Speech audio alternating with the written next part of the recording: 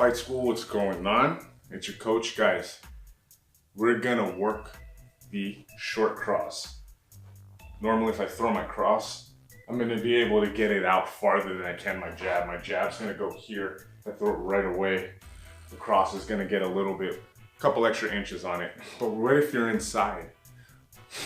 What if you're inside and someone's trying to take away your weapon? Guess what, guys? We're still gonna throw it anyways. We can do that if we know how. Instead of this long, aesthetically pleasing punch, we're gonna throw what people call that caveman punch. Nice and close, not very aesthetic. Unless it lands, then it's pretty. Right through here. I get to cover up my cheek.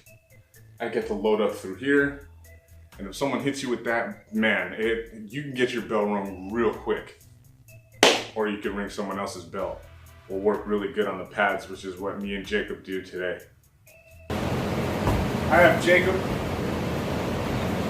We're gonna do some crosses to the head when you're in close. You can't throw a cross when you're this close from your opponent. If Jacob lifts up his elbow before he throws, and he throws a cross in my face, I see it coming. But if he keeps his elbow tucked, it's harder.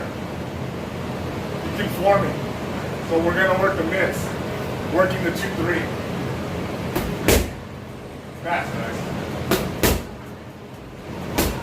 Have them do it wrong here. No power. But we get the elbow tucked, we do it right, it's a lot more power. All power. I can feel those.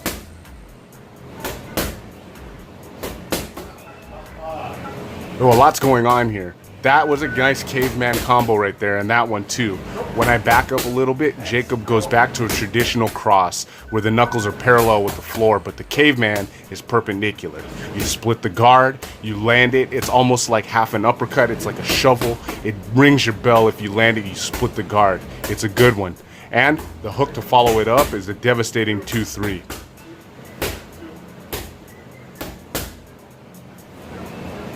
So that was it. You can see the discipline it takes to throw that nice close cross and maybe even land the hook. You gotta be aware of where your opponent is. After you land this short stuff, maybe you need to tighten up on your hook also.